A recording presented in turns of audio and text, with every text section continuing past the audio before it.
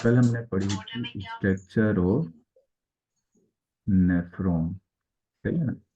अब structure of nephron में मैंने आपको बताया था कि इसको मेनली दो पार्ट में डिवाइड हमने कर लिया था। एक तो था रीनल कॉर्पसल्स और दूसरा पार्ट था इसका रीनल ट्यूब्यूल्स। रीनल कॉर्पसल्स में दो पार्ट बताए थे, एक ग्लोमेरुलस बताया था जो कि ब्लड की कैपिलरीज थी, और दूसरा एक कप शेप स्ट्रक्चर बताई थी जिसको हमने नाम दिया था बोमेन कैप्सूल। अगर रीनल ट्यूब्यूल्स की बात करें तो रीनल ट्यूब्यूल में प्रॉक्सिमल कन्विलेटेड ट्यूब्यूल आ गई थी, इसमें आ गया था लूप ऑफ हैनली, और इसमें डिस्टिल कन्विलेटेड ट्यूब्यूल। जबकि कलेक्टिंग डक्ट की बात करें तो वो एक नेफ्रॉन का पार्ट नहीं होता, उसको एक से ज्यादा नेफ्रॉन क्या कर रहे होते हैं, शेयर कर रहे होते हैं। लूप ऑफ हैनले में भी दो डक्ट आ गई थी, एक असेंडिंग लिम्ब आ गई थी और एक आ गई थी असेंडिंग लिम्ब और एक डिसेंडिंग लिम्ब। कल हमने ये तमाम जो है वो पार्ट्स नेफ्रॉन के जो है वो डिटेल में डिस्कस कर लिए थे, और ब्लड सप्लाई के बारे में भी मैंने आपको बता दिया था नेफ्रॉन। अच्छा, एक चीज जो मैंने आपको बतानी थी कि नेफ्रॉन जो है के टाइप्स की बात करें अगर हम, तो दो टाइप्स के नेफ्रॉन हैं। एक नेफ्रॉन की टाइप है जिसको हम कहते हैं जक्स्ट्रा मेडुलरी नेफ्रॉन। एक नेफ्रॉन की टाइप है जिसे हम जक्स्ट्रा मेडुलरी नेफ्रॉन कह रहे हैं, और दूसरी टाइप है जिसको हम कह रहे हैं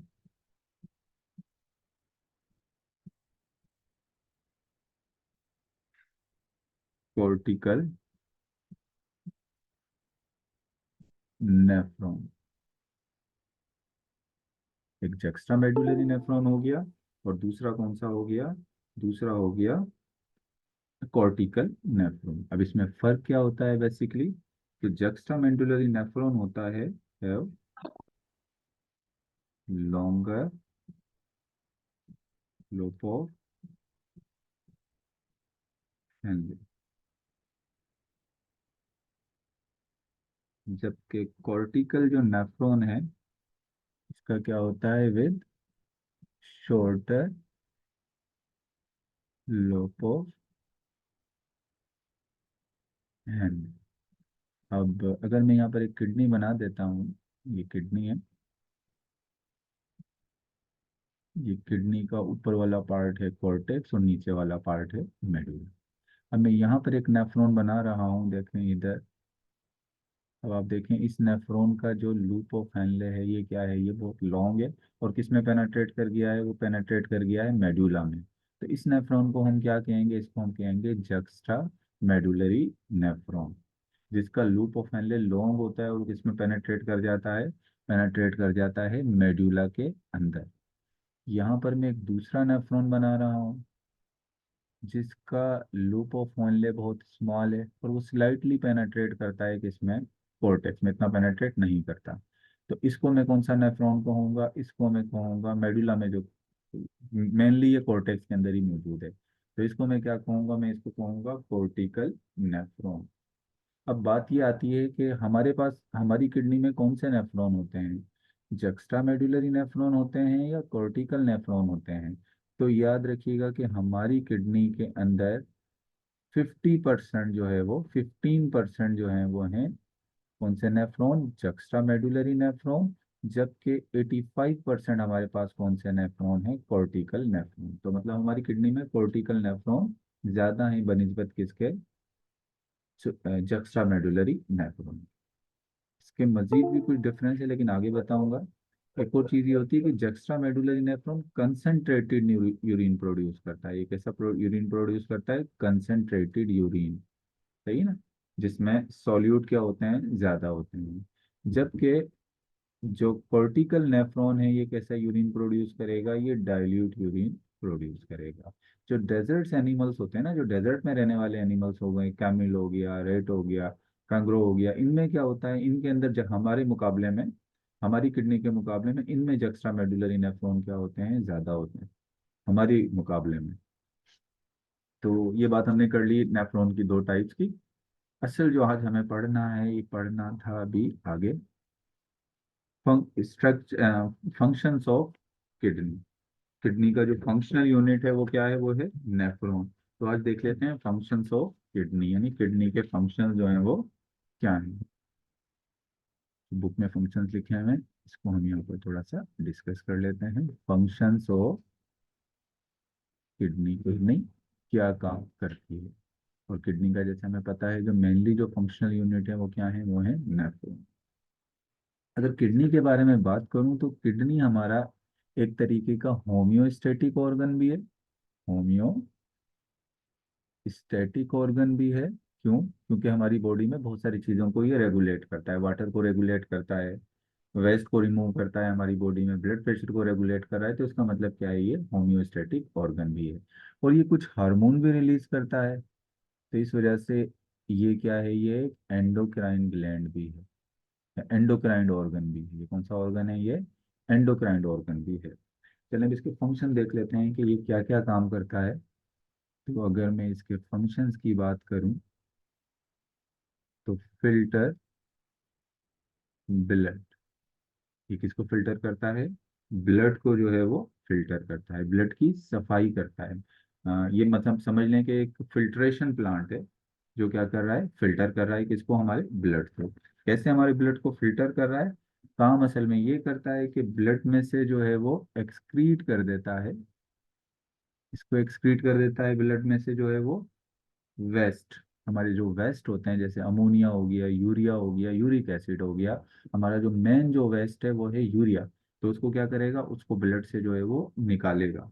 इसके अलावा एक्स्ट्रा फ्लूइड, जो एक्स्ट्रा फ्लूइड है हमारी बॉडी में, एक्स्ट्रा जो वाटर है हमारी बॉडी का, उसको भी जो है वो निकालता है। और ये दोनों चीजें कर कर क्या करता है, हमारे ब्लड की फिल्ट्रेशन कर देता है, यानी उसकी सफाई कर देता है। एक काम तो ये कर रहा है। इसके अलावा हमारा जो किडनी है वो, ऐसा मैंने कहा था कि एज एंडोक्राइन ग्लैंड भी काम करता है। तो ये सीक्रीट करता है, ये क्या सीक्रीट करता है, ये सीक्रीट करता है हार्मोन। अब कौन कौन से हार्मोन जो हैं वो किडनी से सीक्रेट हो रहे होते हैं। तो किडनी से जो हार्मोन सीक्रेट हो रहे होते हैं बेसिकली किडनी के अंदर से ना, वैसे तो आपको पता है किडनी के ऊपर एड्रिनल ग्लैंड भी लगा होता है, वो हार्मोन सीक्रेट करता है, लेकिन वो तो एक ग्लैंड है ना। एक किडनी खुद से कौन से हार्मोन बनाती है, तो किडनी में जो हार्मोन बनते हैं, एक तो है रेनिन, एक है रेनिन और एक है इरिथ्रोपोइटिन।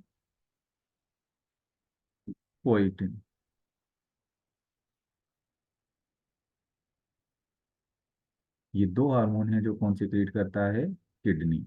अब रेनिन का काम क्या है, अब रेनिन का आपको पता है, ये maintain blood pressure, maintain blood pressure. ये किसको मेंटेन करता है, ये मेंटेन करता है ब्लड प्रेशर को। अपने रेनिन को लेकर उससे कंफ्यूज नहीं होना, जो रेनिन है, आपने डाइजेस्टिव सिस्टम में भी पढ़ा है, एक रेनिन पढ़ा है ना, डाइजेस्टिव सिस्टम में एक रेनिन, लेकिन उसकी स्पेलिंग है RENNIN। वो क्या है, NNIN है। जो आपने पढ़ा है कि बच्चों के अंदर मिल्क प्रोटीन जो होता है उसको कैसे वो कन्वर्ट करता है, ये रेनिन। वो RENNIN रेनिन है, और ये क्या है, ये है RENIN। वो रेनिन जो है वो आपके स्टमक में होता है, और ये कहाँ प्रोड्यूस हो रहा है, ये किडनी के अंदर प्रोड्यूस हो रहा है। इसका काम क्या है, इसका काम है ब्लड प्रेशर को मेंटेन रखना। और जो इरिथ्रोपोइटिन है, नाम से ही पता लग गया होगा ये किस चीज की प्रोडक्शन में मदद करता है, आरबीसीज प्रोडक्शन, आरबीसीज की प्रोडक्शन में जो है ये हेल्प करता है। इसके अलावा अगर हम किडनी के फंक्शन पढ़ें, एक और विटामिन भी प्रोड्यूस करता है ये, प्रोड्यूस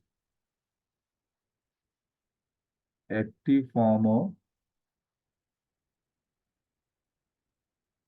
सिंथेसिस विटामिन D3। हमने पढ़ा एक तो विटामिन D3 प्रोड्यूस होता है हमारी स्किन में, कोलेस्ट्रॉल जो है वो उसके जरिए वो कन्वर्ट होता है विटामिन D3 में हमारी स्किन में। लेकिन विटामिन D3 जो है वो प्रोड्यूस होता है इससे, किडनी से भी, जिसको इस विटामिन D3 को जो किडनी से प्रोड्यूस होता है इसको हम कैल्सीट्रियोल भी कहते हैं। तो एक विटामिन भी किडनी प्रोड्यूस करती है। इसके अलावा किडनी का काम क्या हो गया कि ये जो है वो बैलेंस करता है पीएच। पीएच बैलेंस करता है हमारे ब्लड की। कैसे बैलेंस बैलेंस करता है पीएच ब्लड की? बाय एडजस्टिंग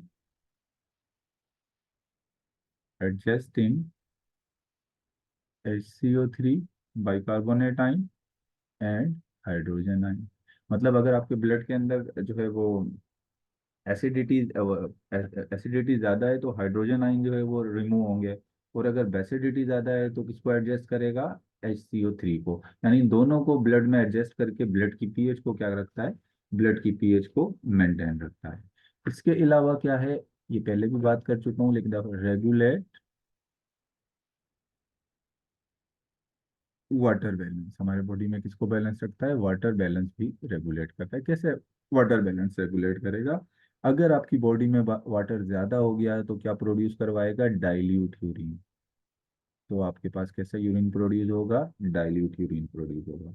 लेकिन अगर आपकी बॉडी में जो है वो वाटर की कमी है, पानी इस वक्त कम है, तो आपकी यूरिन में पानी कम जो है वो निकलेगा। फिर आपका कैसा यूरिन प्रोड्यूस होगा? Concentrated urine.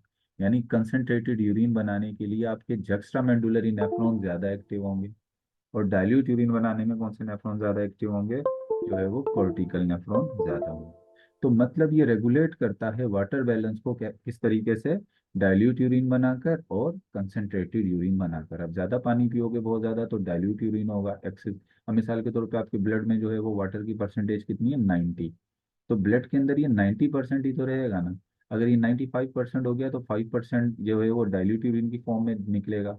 और अगर कम हो गया तो यूरिन से वाटर क्या होगा? कम जो है वो सिक्रीट होगा, रिलीज होगा। तो it was all about the functions of kidney. हमने किसको डिस्कस किया? ये हमने डिस्कस किए किडनी के फंक्शंस को।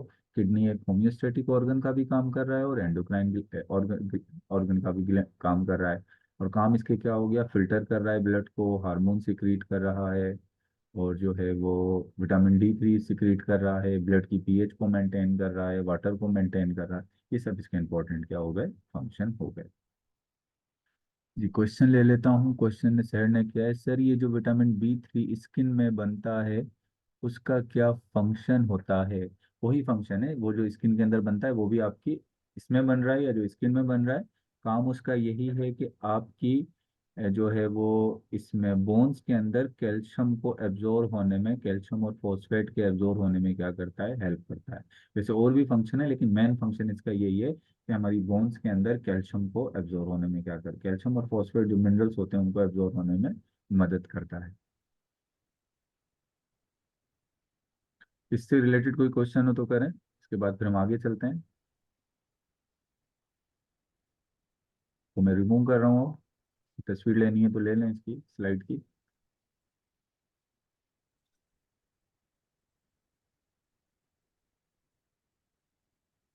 तो चलें, अब हमने बात करनी है आगे किसकी? आगे बात करनी है यूरिन फॉर्मेशन। मतलब ये जो हमारे पास नेफ्रॉन, किडनी के जो नेफ्रॉन है या किडनी में जो है वो क्या बनता है? यूरिन बनता है। किडनी का मेन फंक्शन क्या है? Urine formation. अब हम देखेंगे कि यूरिन फॉर्मेशन होती कैसे, कैसे किडनी के अंदर या नेफ्रॉन में जो है वो क्या बनता है? यूरिन बनता है। तो कहते हैं the process of production of urine occur in 3 stages. यानी यूरिन फॉर्मेशन का जो प्रोसेस है वो कितने स्टेजेस में होता है? वो होता है बेसिकली कितने स्टेजेस में? 3 स्टेजेस में। अब मैं अगर इन 3 स्टेजेस को बताऊं तो 3 स्टेजेस में सबसे पहली जो स्टेज है उसको कहते हैं ग्लोमेरुलर फिल्ट्रेशन। पहली जो स्टेज है उसको हम क्या कहेंगे? Glomerular filtration. इसको अल्ट्रा फिल्ट्रेशन भी कहते हैं। दूसरी जो स्टेज है वो है सिलेक्टिव री एब्जॉर्प्शन। दूसरी स्टेज क्या हो गई? सिलेक्टिव री एब्जॉर्प्शन। और तीसरी जो स्टेज है वो है ट्यूबुलर सिक्रीशन। असल जो फिल्ट्रेशन का काम होगा वो इस पहली वाली स्टेज के अंदर होता है। तो अब ऐसा करते हैं वन बाय वन इन तीनों स्टेजेस को जो है वो डिस्कस करते हैं कि आपकी बुक जो है वो क्या बता रही है, ठीक है ना। पहली पहली स्टेज से शुरू करते हैं, और वो कौन सी है, वो है ग्लोमेरुलर फिल्ट्रेशन। चलिए मैं लिख देता हूँ यहाँ पर, ग्लोमेरुलर फिल्ट्रेशन। इसको अल्ट्रा फिल्ट्रेशन भी कहते हैं, अभी आपको बताता हूँ इसको अल्ट्रा फिल्ट्रेशन क्यों कहते हैं। ग्लोमेरुलर फिल्ट्रेशन क्यों कह रहे हैं वो तो आपको पता लग गया होगा, ग्लोमेरुलर पार्ट में होती है, तो इस वजह से इसको हम क्या कह रहे हैं, इसको हम ग्लोमेरुलस के थ्रू होती है, तो इसको हम कह रहे हैं ग्लोमेरुलर फिल्ट्रेशन। अल्ट्रा फिल्ट्रेशन क्यों कहते हैं बताते हैं इसको। देखो, अगर हम बात करें कि जो अल्टीमेट किडनी प्रोडक्ट है, जो अल्टीमेट यानी कि जो फाइनल किडनी की प्रोडक्ट है, अल्टीमेट प्रोडक्ट ऑफ किडनी, जो फाइनल प्रोडक्ट होती है किडनी की, वो क्या है, वो बेसिकली है यूरिन। यानी किडनी के अंदर जो प्रोडक्ट किडनी की है वो क्या है, यूरिन। यूरिन किसकी प्रोडक्ट है, किडनी की प्रोडक्ट है। अच्छा, अब अगर हम इस यूरिन की बात करें तो ये यूरिन जो होता है, ये होता है बेस्ड अपॉन, यानी यूरिन की बेस क्या है, यूरिन किस चीज का बना है, यूरिन में क्या क्या होता है। तो यूरिन जो बेस्ट करता है वो दो चीजों पर है। एक तो वेस्ट रिमूव फ्रॉम ब्लड।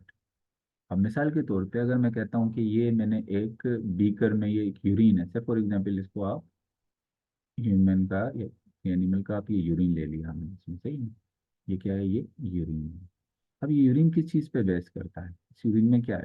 तो सबसे पहले तो इस यूरिन के अंदर क्या है, वेस्ट रिमूव फ्रॉम ब्लड, यानी ब्लड से जो वेस्ट रिमूव हुआ है, मिसाल के तौर पे यूरिया, अमोनिया, सही है ना, यूरिक एसिड, क्रेटिनिन, ये सब वेस्ट इस यूरिन के अंदर क्या है, मौजूद है। और दूसरा इसमें क्या है, with addition of some other fluids and ion, addition of some other fluids and ion. इसके अलावा इसमें फ्लूइड्स भी हैं, वाटर है इसके अंदर, इन इसके साथ वेस्ट के वेस्ट प्रोडक्ट जो है वो वेस्ट ब्लड, जो अमोनिया, यूरिया, यूरिया के साथ कुछ इलेक्ट्रोलाइट आयंस भी हैं, जैसे इसमें सोडियम भी है, इसमें पोटेशियम भी है, सही ना, कैल्शियम, ये सब भी इसके अंदर क्या है, मौजूद है। तो अल्टीमेट जो प्रोडक्ट है किसकी, किडनी की, वो क्या है, वो है यूरिन। और यूरिन किस पर वेस्ट कर रहा है, एक तो वेस्ट जो कि ब्लड से निकाले हैं इसने, अमोनिया, यूरिया, और इसके अलावा विद एडिशन इसमें फ्लूइड भी है, इसके अंदर क्या है, आयंस भी क्या है, मौजूद है, ठीक है। अब आगे बात करते हैं,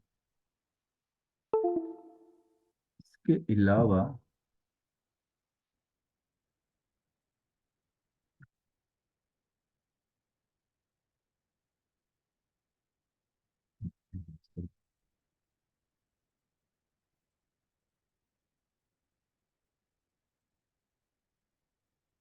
the process is initiated in, मतलब ये ग्लोमेरुलर फिल्ट्रेशन की मैं बात कर रहा हूँ, इस प्रोसेस की बात कर रहा हूँ, तो ये प्रोसेस जो इनिशिएटेड होता है, जो स्टार्ट होता है, process is initiated in glomerulus. Process जो इनिशिएटेड होगा कहाँ होगा, ग्लोमेरुलस में। अब मिसाल देखें, मैं यहाँ बना, मैं सिर्फ यहाँ पर अभी जो है वो बॉमेन कैप्सूल और ग्लोमेरुलस ही बना रहा हूँ समझाने के लिए। ये एक बड़ा सा मैं यहाँ बना देता हूँ, चलो ये बॉमेन कैप्सूल, सही है। तो इसमें हम बना देते हैं ये ग्लोमेरुलस, ब्लड की कैपिलरी। ये इफरेंट आर्टियोलाई छोटी छोटी किस्में डिवाइड हो गई है कैपिलरीज में, सही। इन कैपिलरीज को हम कह रहे हैं ग्लोमेरुलस। तो ये जो बाहर इससे ब्लड लेकर गई, ये कौन सी आर्टरी लेकर गई, इफ्रेंट आर्टरी, यहाँ से ब्लड बाहर ले। अब कहता है कि जो ग्लोमेरुलर फिल्ट्रेशन का प्रोसेस है, ये कहाँ इनिशिएटेड होगा, स्टार्ट कहाँ पर होगा, स्टार्ट होगा इस ग्लोमेरुलस में। चलें यहाँ से जो है वो सब रीनल आर्टरी से जो है वो ब्लड आर्ट्रियूल में, और यहाँ पर इफरेंट एफरेंट आर्ट्रियूल में आ गया। एफरेंट आर्ट्रियूल से ब्लड किस में आ गया, ये ब्लड आपका आ गया किसमें, ग्लोमेरुलस में। तो ये ग्लोमेरुलस में जब ब्लड आया है, तो ब्लड के साथ जो है ये येलो कलर के जो शो कर रहा हूँ, ये नाइट्रोजिनस वेस्ट भी हैं, तो ये क्या है, ये नाइट्रोजिनस वेस्ट है। अब जब यहाँ पर आएगा ब्लड ग्लोमेरुलस फिल्ट्रेट में, तो फिल यहाँ पर अब क्या आने के बाद ब्लड क्या होगा, blood filtered out under hydrostatic pressure, blood filter out, filter out under hydrostatic pressure. अब आप देखो, इस ग्लोमेरुलस के अंदर ब्लड प्रेशर ज्यादा होगा, यानी हाइड्रोस्टेटिक प्रेशर, ब्लड के अंदर 90% वाटर है ना, तो बेसिकली उस वाटर का ही तो प्रेशर होगा। तो कहता है कि जो हाइड्रोस्टेटिक प्रेशर है या ब्लड प्रेशर कह लें, कहाँ पर ज्यादा है, ये ज्यादा है ग्लोमेरुलस में। क्यों ग्लोमेरुलस में ब्लड प्रेशर ज्यादा होता है, उसकी एक मेन वजह ये है कि जो एफरेंट आर्टरीयूल है ना, इसका डायामीटर ज्यादा है और इफरेंट आर्टरीयूल का डायामीटर क्या है, कम है। अब इधर देखो, मिसाल के तौर पे ये एफरेंट आर्टरीयूल है, ये ग्लोमेरुलस है, और ये इफरेंट आर्टरीयूल है। यानी ब्लड के आने का रास्ता तो बड़ा है, तो तेजी से ब्लड अंदर आएगा ऐसे, लेकिन जाने का रास्ता तंग है। तो जब जाने का रास्ता तंग है तो ब्लड कहाँ पर प्रेशर लगाएगा, ब्लड का हाइड्रोस्टेटिक प्रेशर लगेगा चारों तरफ, यहाँ पर इसकी वॉल पर, यानी यहाँ पर प्रेशर ज्यादा लगेगा ऐसे, यहाँ पर वो प्रेशर लगाएगा। तो ब्लड जो निकल नहीं पा रहा होगा वो वॉल पे से यहाँ से निकलने की कोशिश करेगा, तो कहाँ पर प्रेशर ज्यादा लग जाएगा, बोमेन कैप्सूल की जो इंटरनल इनर वॉल है, अंदर की तरफ की जो वॉल है, उस पर प्रेशर क्या लगेगा, ज्यादा लगेगा। तो कहता है blood filter out under hydrostatic pressure, यानी अब यहाँ से जो ब्लड फिल्टर होगा वो किसकी वजह से होगा, हाइड्रोस्टेटिक प्रेशर की वजह से। जब ब्लड इस वॉल पर, बोमेन कैप्सूल की इनर वॉल पे जब प्रेशर लगाएगा, तो उस प्रेशर की वजह से यहाँ फिल्ट्रेशन होगी, और फिल्ट्रेशन में क्या होगा कि उसकी वजह से कुछ जो है ये जो स्मॉल मॉलिक्यूल्स होंगे, जैसे ये यूरिया, नाइट्रोजनस वेस्ट, वो कहाँ पर आ जाएंगे, वो आ जाएंगे किसके अंदर, इस बोमेन कैप्सूल के अंदर आ जाएंगे। इसी तरीके से कुछ जो है वो, कुछ छोटे छोटे जो अमाइनो एसिड्स होंगे वो भी किस में आ जाएंगे, वो भी इधर ही आ जाएंगे, वाटर भी आएगा, बहुत सारी चीजें ब्लड से निकल कर कहाँ पर आ जाएंगी, ब्लड से निकल कर आ जाएंगी किसके अंदर, बोमेन कैप्सूल में। अब जो भी स्मॉल साइज के मॉलिक्यूल्स होंगे जो इस वॉल को क्रॉस कर सकते थे, जो ब्लड कैपिलरीज की वॉल को क्रॉस कर सकते थे, जो ब्लड कैपिलरीज के नीचे जो पोडोसाइट्स हैं उनको क्रॉस कर सकते थे, वो तमाम मॉलिक्यूल्स इस प्रेशर की वजह से कहाँ पर आ जाएंगे, वो आ जाएंगे किसके अंदर, इस बोमेन कैप्सूल में। तो ये पावरफुल फिल्ट्रेशन, ये क्या है, एक पावरफुल फिल्ट्रेशन है, और ज्यादातर चीजें ब्लड से किस में आ गई हैं, इस बोमेन कैप्सूल में आ गई हैं। तभी हम इस फिल्ट्रेशन को क्या कहते हैं, हम इस फिल्ट्रेशन को कहते हैं अल्ट्रा फिल्ट्रेशन। ये क्या है, ये पावरफुल जो है वो फिल्ट्रेशन है। इसमें ज्यादातर चीजें जो हैं वो किस में आ जाती हैं, बोमेन कैप्सूल के अंदर, मतलब नाइट्रोजनस वेस्ट के साथ कुछ और चीजें भी यहाँ पर आ जाती हैं। और क्या कहता है कि फिर लिविंग स्मॉल मॉलिक्यूल्स, यानी वो जो स्मॉल मॉलिक्यूल्स थे और जो आइंस थे, एस ग्लोमेरुलर फिल्ट्रेट। अब किसको कह रहे हैं ग्लोमेरुलर फिल्ट्रेट, ये ब्लड में से जो स्मॉल मॉलिक्यूल, ये ब्लड जब यहाँ पर आया, तो इस ब्लड में से क्या हुआ कि ज्यादातर स्मॉल जो मॉलिक्यूल्स थे और जो आइंस थे, वो कहाँ पर आ गए, वो आ गए इस बोमेन कैप्सूल में। ये जो ग्रीन कलर के और येलो कलर के स्मॉल मॉलिक्यूल किस में आ गए ब्लड से, बोमेन कैप्सूल में। तो इन्हीं मॉलिक्यूल्स को मैं क्या कह देता हूँ, तो चलो इन्हीं मॉलिक्यूल के लिए मैं क्या लफ्ज इस्तेमाल कर रहा हूँ, टर्म इस्तेमाल कर रहा हूँ, इसको मैं कह रहा हूँ ग्लोमेरुलर फिल्ट्रेट। ग्लोमेरुलर फिल्ट्रेट वो है स्मॉल मॉलिक्यूल्स जो ब्लड से किसके अंदर आ गए, बोमेन कैप्सूल में ही आ गए, तो इसको मैं कह रहा हूँ ग्लोमेरुलर फिल्ट्रेट। और ये जो पूरा प्रोसेस है इस ग्लोमेरुलर फिल्ट्रेट का फिल्टर होने का, इसको मैं क्या कहूंगा, इसको मैं कहूंगा ultra, this is ultra filtration. इस पूरे प्रोसेस को क्या कहूंगा, ब्लड से इस हाइड्रोस्टेटिक प्रेशर की वजह से इन स्मॉल मॉलिक्यूल्स का ब्लड से बोमेन कैप्सूल में जो आया है, ये प्रोसेस किसका हुआ, ये पहली स्टेज जो है ये क्या कहलाएगी, ये कहलाएगी ग्लोमेरुलर फिल्ट्रेशन। यहाँ तक बात समझ आई, आगे चलो। ये मैं आपके बुक के ही एक एक जो है ना, वो क्या कहते हैं, एक एक सेंटेंस, एक एक लाइन में बुक की आपको यहाँ एक्सप्लेन करता जा रहा हूँ। ठीक है, बुक में जो जो लाइन में जो जो पॉइंट्स लिखे हैं, यही पॉइंट्स मैं आपको आगे क्या कर रहा हूँ, सिर्फ सिंपली जो है इनको एक्सप्लेन कर रहा हूँ। अब आ जाते हैं हम, ये जो ग्लोमेरुलर फिल्ट्रेट है, जो फिल्ट्रेट है, प्राइमरीली बुनियादी तौर पर इसके अंदर क्या मौजूद होता है, अगर इसके बारे में बात करें तो फिल्ट्रेट, वो कौन सा फिल्ट्रेट, ये glomerular filtrate. Filtrate primarily include, यानी ये भी जो फिल्ट्रेट मैंने यहाँ पर येलो और ग्रीन कलर से जो मैंने शो किया है ये फिल्ट्रेट, तो अगर मैं इसकी बात करूं कि ये इंक्लूड किस किस चीज़ पर है, इसमें क्या क्या मौजूद है, तो फिल्ट्रेट प्राइमरीली बुनियादी तौर पर कंसिस्ट होता है, इसमें क्या क्या होता है, इसमें वाटर होता है, यानी ब्लड से इसमें क्या आ जाता है, वाटर आता है।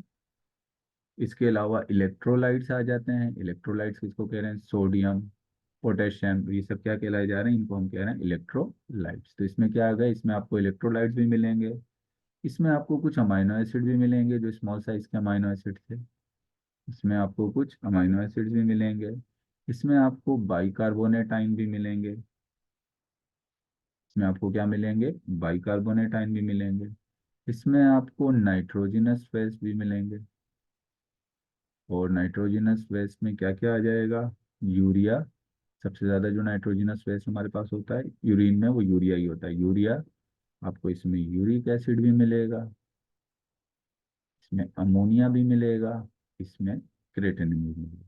ये सब क्या है, ये सब है नाइट्रोजनस वेस्ट। मतलब इस जगह पर, ये जो जगह मैंने यहाँ जो फिल्ट्रेट है, इसमें आपको ये तमाम चीजें इसके अंदर आपको मिल जाएंगी।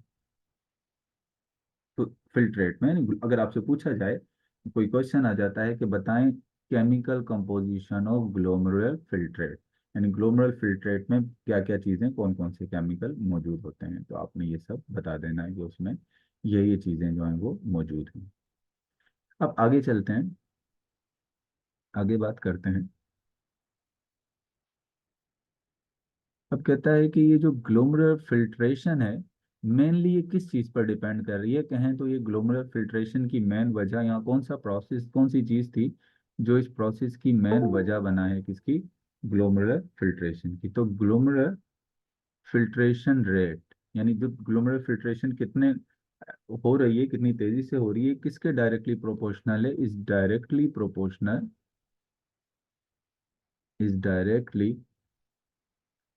Proportional to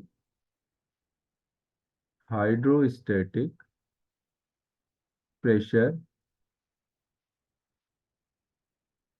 exerted in its wall। यानी ग्लोमेरुलर फिल्ट्रेशन जो रेट है ये किस पर डिपेंड करता है, ये डिपेंड करता है इस हाइड्रोस्टेटिक प्रेशर पर, जो कहाँ लग रहा है, जो इसकी वॉल पर लग रहा है, यानी ब्लड कैपिलरीज की वॉल पे लग रहा है। ये ब्लड, अब मैं ब्लड कैपिलरीज की वॉल को चलो दूसरे कलर से शो कर देता हूँ, और इसको मैं ग्रीन कलर से शो करता हूँ। चलो ये ब्लड कैपिलरीज की वॉल है, ये देखो ये ब्लड कैपिलरीज की वॉल है, मैं इसको ग्रीन कलर से शो कर रहा हूँ, सही है। और ये जो है वो मैं पिंक से जो है वो शो करता हूँ, ये देखो वॉल पर जो ब्लड का प्रेशर लग रहा है, हाइड्रोस्टेटिक प्रेशर। अब ये असल डायरेक्टली प्रोपोर्शनल है, जितना ज्यादा ये प्रेशर लगेगा उतना ज्यादा फिल्ट्रेशन क्या होगी, तेजी से होगी। अगर ये प्रेशर कम होगा तो फिल्ट्रेशन भी क्या हो जाएगी, स्लो हो जाएगी। जितना ज्यादा प्रेशर है फिल्ट्रेशन क्या होगी, उतनी ही ज्यादा होगी।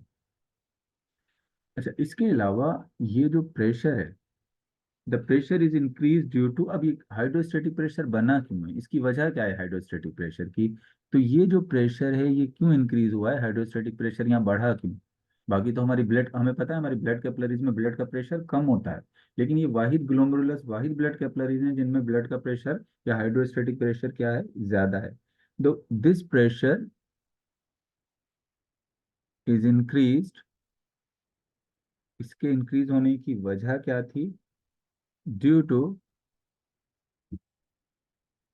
Difference in diameter of afferent arteriole and efferent arteriole। मैंने आपको बताया, देखो इसका डायमीटर ज्यादा है एफरेंट आर्ट्यूल का, इसका डायमीटर कम है। आने का रास्ता बड़ा है, जाने का रास्ता छोटा है। जैसे एक रूम हो, एक रूम के अंदर एक दरवाजा थोड़ा आने वाला दरवाजा बड़ा हो और जाने वाला दरवाजा क्या हो, छोटा हो, और बहुत सारे स्टूडेंट एक साथ रूम के अंदर हैं और दूसरे दरवाजे से निकलना है, तो अब क्या होगा, जब दूसरा दरवाजा छोटा होगा तो वॉल की तरफ, यानी कमरे की वॉल पर लोगों का प्रेशर ज्यादा लगना शुरू हो जाएगा, सही ना, वॉल पे प्रेशर ज्यादा लगेगा। तो इसी वजह से यहाँ आने का रास्ता बड़ा है, जाने का रास्ता छोटा है, तो ब्लड की कैपिलरीज के वॉल पे प्रेशर क्या लगता है, ज्यादा लगता है। और अगर उस वॉल के अंदर छोटे छोटे सुराख हों, अभी जो मैंने आपको मिसाल दी है, उस वॉल में छोटे छोटे सुराख हों, तो जिन स्टूडेंट्स का कद छोटा होगा वो वहां से भी निकल जाएंगे। वो कहाँ से निकल जाएंगे, वहां से भी निकल जाएंगे। इसका मतलब इसी तरीके से जो छोटे मॉलिक्यूल्स होते हैं वो इन सुराखों से क्या हो जाते हैं, पास हो जाते हैं। अच्छा, अब अगर हम एक और बात करें कि हमारा जो किडनी है, kidney receive 180 litre of blood bye circulation. अब मैं अगर कहता हूँ कि ये किडनी है, तो 24 घंटे में, ये किडनी अगर है तो 24 घंटे में इसको कितना ब्लड रिसीव होता है, 180 लीटर जो है वो ब्लड क्या होता है, रिसीव होता है। यानी जो रीनल आर्टरी है वो इसको कितना ब्लड दे रही है हमारी किडनी को, तकरीबन 180 लीटर ब्लड 24 घंटे में हमारी किडनी में आ रहा है। एक टाइम में नहीं आ जाएगा, थोड़ा थोड़ा कर कर 24 घंटे में 180 लीटर ब्लड आया है कहाँ पर, हमारी किडनी में।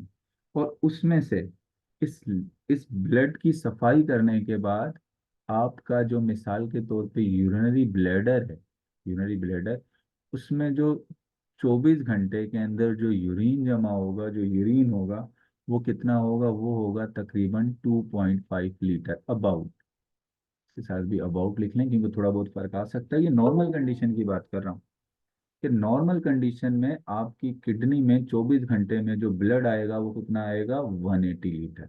और इसकी जब सफाई होगी तो इसमें जो यूरिन बनेगा वो कितना बनेगा, 2.5 लीटर बनेगा, यानी 2.5 लीटर जो है वो यूरिन बनेगा। नॉर्मल कंडीशन, ना ज्यादा पानी पिए ना बहुत कम पानी पिए, नॉर्मल आपने पानी पिया हुआ है। लेकिन यहाँ पर भी थोड़ा सा, जब अगर कंडीशन नॉर्मल से हटकर हो जाती है, एक्सटर्नल इन्वायरमेंट कंडीशन, आपने पानी बहुत कम पिया हुआ है या पानी आपने बहुत ज्यादा पिया हुआ है, जब बहुत ज्यादा पानी पीते हो तो यूरिन ज्यादा बनेगा, 2.5 लीटर से ज्यादा यूरिन जो है वो बनेगा। और अगर आप पानी कम पीते हो तो यूरिन भी जो है वो क्या होगा, कम सीक्रेट होगा। तो नॉर्मल कंडीशंस के अंदर जो है इस तरह से होता है। और ये सारा प्रोसेस का है, ऑटो रेगुलेशन, इसको कोई खुद ब खुद एक जो है वो ऑटोमेटिक प्रोसेस है जो आपके पास चल रहा है। चलें, अब यहाँ तक कोई क्वेश्चन तो करें, क्योंकि नेक्स्ट जो आपके पास है सिलेक्टिव रीअब्जॉर्प्शन और ट्यूबुलर सिक्रीशन, ये फिर मैं आपसे कल डिस्कस करूंगा। अभी आपने इसमें से मुझसे जो है वो क्वेश्चन करना है। आज हमने सिर्फ ग्लोमेरुलर फिल्ट्रेशन तक ही रखना है, कल देखेंगे आगे। सही।